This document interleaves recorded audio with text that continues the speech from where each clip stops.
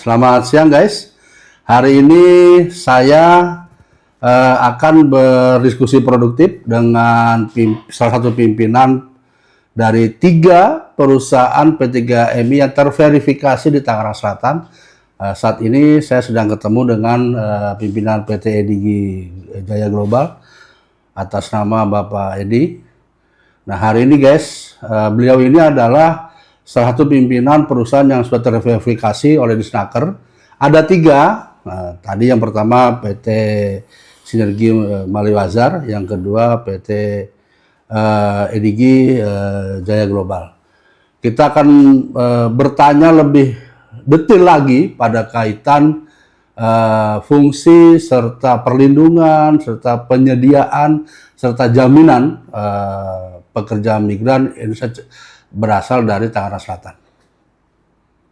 Oke, selamat siang semuanya. Perkenalkan, saya Adi, salah satu pimpinan Soka Sonjuku, mewakili holding company kita, EDG Jaya Global. Hari ini kebetulan kita ada sesi tanya jawab ataupun diskusi dengan perwakilan dari staf sus wali kota, yaitu Pak Eko. Mudah-mudahan diskusi ini juga bermanfaat buat masyarakat di Tangerang Selatan. Nah, oke Bang. Sekarang kita lanjut ke materi pokok ya Bang. Yang pertama itu adalah mengenai legalitas Bang, legalitas dan pengawasan. Kan banyak tuh untuk mengurangi atau menghilangi TPPO. Apakah perusahaan itu yang pemberangkatan ekonomi harus berbadan hukum atau punya surat legal Bang dari kementerian? Harus. Jadi ini yang harus kita edukasi juga ke masyarakat, bahwa untuk memberangkatkan pekerja ke luar negeri itu memang harus punya legalitas secara resmi dari kementerian, salah satunya. Dan memang yang belum diketahui masyarakat adalah salah satunya perusahaan PT3MI. Nah, sekarang sedikit kita edukasi bahwa sekarang kementerian itu dibagi menjadi 2. Kementerian Ketenagakerjaan untuk mengurus dalam negeri dan Kementerian BP2MI untuk mengurus pekerja ke luar negeri. Iya. Lalu pada kaitan terkait dengan pemahaman budaya, kan kalau kita itu kalau bahasa Indonesia itu kan di mana bumi dipijak, di situ langit dijunjung. Nah, apakah di EDG ini ada kelas yang berkaitan dengan pemahaman budaya atau bahasa atau hak-hak PMI secara hukum Bang di negara tujuan? Oh, itu harus wajib. Jadi di EDG dan di LPK Soka Sonjuku itu juga tidak mempelajari hanya bahasa saja, tapi juga attitude harus dijaga, terus juga budaya harus diketahui, knowledge tentang budaya harus diketahui, dan juga tata krama di sana mereka harus juga pelajari.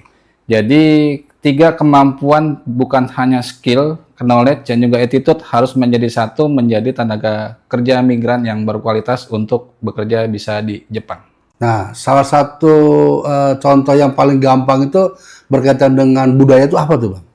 Perkenalan diri. Untuk perkenalan diri itu agak sangat berbeda dengan di Indonesia. Tapi orang Jepang sendiri pun mengetahui bahwa budaya untuk attitude orang Indonesia sangat mirip dengan budaya yang ada di Jepang.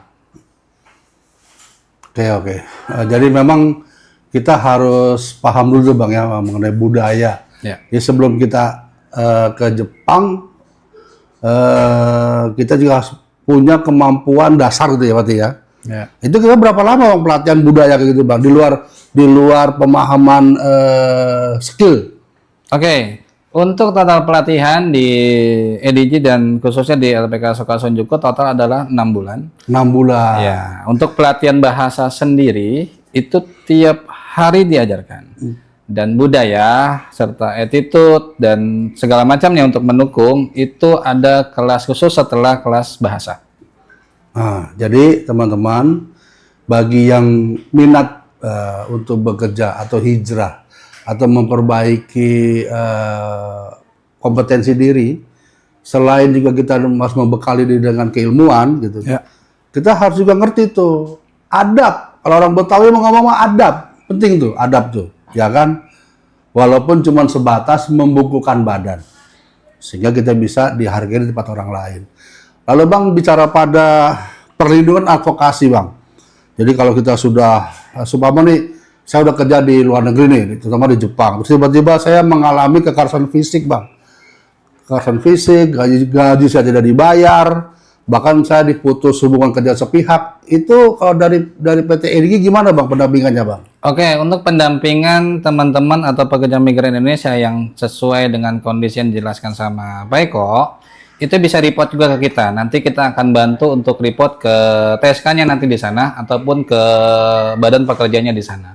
Jadi pekerja migran yang berangkat melalui P3MI itu lebih aman dan lebih terstruktur nanti di Jepangnya, lebih nyaman untuk bisa bekerja di Jepangnya. Oh, kalau untuk tinggal, Bang, misalnya gini, kan banyak titipan pertanyaan ke saya nih, Bang. Salah satu orang tua siswa di daerah Serpong. Ntar kalau kerja di luar negeri, anak kita tinggal di mana, Pak Eko ya? Gitu. Apakah perusahaan yang menyediakan atau anaknya cari kontrakan sendiri, Bang? Atau gimana tuh, Bang ya? Oke, untuk tempat tinggal atau biasa kita sebutnya di Jepang itu apato, itu setiap perusahaan ada yang menyediakan. Apato, ya kan? Pahamin tuh apato tuh kan? Ya, ada yang menyediakan, ada juga mensubsidi. Ada juga yang memang itu direkomendasikan. Jadi tergantung perusahaan penempatan. Tapi rata-rata mereka mensubsidi. Mensubsidi. Contoh misalkan biaya apatonya atau tempat tinggalnya adalah 5 juta. Perusahaan biasanya mensubsidi sampai dengan setengahnya 50%. Tapi ada juga perusahaan yang memang khusus menyediakan tempat tinggal. Oh, luar biasa tuh ya. Ya, ini tergantung dari perusahaan. Misalkan perusahaan memang jauh dari lingkungan atau perkotaan atau berada di pedesaan. Biasanya dia menyediakan tempat tinggal khusus. Atau asrama, biasa kita sebut di sini mungkin asrama. Nah, jadi teman-teman nggak usah berpikir kayak di Indonesia. Dari Medan, dari Jawa, hijrah ke Jakarta, cari kontrakan dewek. Enggak, di Jepang mah beda. Ya kan? Tadi tuh, keren kan? Penjelasan produktif dari satu pimpinan PT EDG bisa difasilitasi, bisa juga disiapkan, bisa dibantu sewaan setengah 50% ya kan. Nah, luar biasa lah. Lalu pada per hari ini, Bang, tahun 2026, ya, negara apa saja yang paling dominan, yang memang lagi tren gitu, atau bidang pekerjaan apa aja, Bang, yang lagi ramai dibutuhkan, Bang, terutama untuk negara-negara penempatan itu?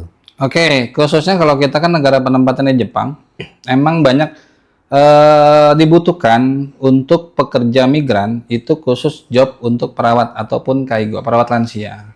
Kenapa? Karena memang di Jepang sendiri sedang krisis tenaga kerja khususnya usia-usia produktif. Nah, makanya di sana banyak sekali lansia yang belum terurus juga. Maka mereka banyak permintaan untuk tenaga kerja atau perawat lansia. Tapi juga banyak bidang lain seperti pengolahan makanan, terus juga untuk konstruksi, itu juga banyak dibutuhkan juga di sana. Jadi banyak job untuk di Jepang sebetulnya dengan spesifikasi yang dibutuhkan nanti di sana kita bisa latih di sini untuk bisa berangkat kerja ke Jepang. Nah, kalau seumpama saya kepengen kerja misalnya di bidang pertanian, Bang. Terus tiba-tiba setelah diseleksi, ikut tahapan, ternyata saya cocoknya itu kerja di perawat lansia. Itu apakah memungkinkan tuh, Bang? Sangat-sangat memungkinkan. Kenapa? Karena hampir rata-rata pekerja kita yang bekerja di bidang perawat lansia, mereka tidak punya background untuk bekerja sebagai perawat. Oh, dari awalnya memang nggak punya background. Malah ada lulusan S1 matematika. Keren, guys. Ini sebagai bahan. Jadi jangan merasa kalau kita memang ahlinya A harus A. Ya. Jadi yang penting minat dan semangatnya yang kita butuhkan untuk bisa belajar. Itu aja yang penting. Kalau boleh tahu, Bang, bisik-bisik itu harga gaji paling menjanjikan tuh berapa, Bang, itu ya? Oke, untuk pekerja khusus Tokutegino atau pekerja migran di Jepang, apalagi untuk pekerja lansia, startnya itu adalah 20 sampai 25 juta. Per bulan? Per bulan. Bersih atau dipotong pajak tuh, Bang? Itu kotor, belum dipotong pajak. Nah, kira-kira berapa tuh kalau sampai masuk kantong kita tuh? Kalau kotornya, kalau memang gajinya 25 juta, bersihnya dia bisa take home pay-nya sekitar 18 juta. 18 juta. 18 juta. Amazing, guys. ya kan? Jadi kerja 3 bulan di sini, di Mari kata orang Betawi kan, di sono cuma sebulan. Nah, itu menjanjikan sekali gitu. Lalu Bang, pada kaitan dalam proses bekerja tiba-tiba saya pengen mengundurkan diri gitu. Ya. Pengen pulang. Ya. Homesick, kangen sama rumah gitu. Ya. Nah, itu gimana Bang bicara pada pengunduran diri itu Bang? Itu bisa dilakukan, tapi biasanya untuk tahun pertama tidak boleh, belum boleh. Oke, berarti ada ikatan ya? Ada ikatan dinasnya ada. Itu dilakukan biasanya tahun kedua ataupun tahun ketiga tergantung dari perusahaan. Oke. Nah, kalau bicaranya pada apakah di awal cerita itu waktu kita interview wawancara itu ada pendeteksian psikologi atau gimana tuh Bang ya? Biar kita tuh kamu mah emang pengen menghindari masalah, makanya kamu ikut kerja di sana, bukan karena kerja, karena faktor ekonomi atau gimana tuh Bang? Oke, untuk tes psikologi kita sudah lakukan tes di awal, dan jika cuma psikologi tapi IQ juga kita lakukan di awal. Kenapa? Itu akan membantu kita dalam mempelajari dari siswa tersebut dan untuk menerapkan akademisnya selama pelatihan seperti apa. Gitu. Oke. Jadi kawan-kawan semua, kebetulan PT Edigi Jaya Global ini ada di Pondok Aren. Jadi bagi yang terdekat silakan untuk berkonsultasi. Lalu yang mau kita tanyakan sebagai closing statement nih Bang. Ya. Apakah PT Edigi ada unggulan Bang? Ada ada program unggulan yang membedakan dengan PT Gaming lainnya Bang? Oke. PT EDG dan khususnya LPK Sukason bisa melakukan interview walaupun anaknya belum punya sertifikat. Nah, tapi sertifikat apa tuh Bang ya? Oke, sertifikat untuk bisa bekerja ke Jepang dengan visa Toko Tegino itu minimal adalah JFT dan SSW. SSW, jadi Specific Skill Worker, dan JFT adalah level 4. Jadi teman-teman yang mengikuti pelatihan di kita walaupun baru 3 bulan sudah diberikan kesempatan untuk interview. Nah, tuh kan. Seperti interview, kalau sudah diterima, berarti teman-teman tinggal menyelesaikan sertifikasinya saja. Artinya, teman-teman sudah diterima dulu, baru selesaikan sertifikat. Kalau di tempat lain, setahu saya adalah selesaikan dulu sertifikatnya, baru bisa ikut interview. Nah. Gitu. Terus yang kedua, kita ada namanya program beasiswa. Nah, ya, beasiswa ini memang seperti beasiswa talangan. Jadi teman-teman tidak hanya bekerja di sana, tapi mendapatkan fasilitas untuk bisa sekolah juga di Jepang. Nah, keren tuh. Sekolah guys, ya kan terus? Ya, sekolah di Jepang, tapi khusus Kaigo Fukushiki. Jadi teman-teman nggak perlu khawatir, karena program beasiswa ini juga terbatas. Cepat mendaftar, bisa melalui juga Peko. Nah, ya. Itu setahun sekali atau hanya reguler aja Bang? Setahun sekali. Kebutuhan itu tidak banyak karena ini beasiswa terbatas. Oke, nah jadi guys, bagi semua penggemar es campur, nah, ya kan, mau pakai susu, mau pakai sirup, ya nggak, mau pakai kolang-kaling, intinya ada 2 kelebihan yang tadi disampaikan sama pimpinan PT Edigi Jaya Global. Semoga informasi ini bisa menjadi motivasi bagi kita untuk mengupgrade diri gitu.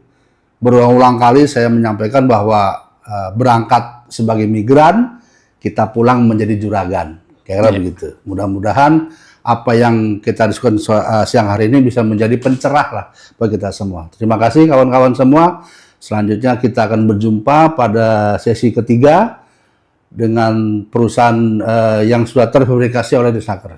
Terima kasih banyak. Assalamualaikum warahmatullahi wabarakatuh. Assalamualaikum warahmatullahi wabarakatuh. Terima kasih banyak semuanya.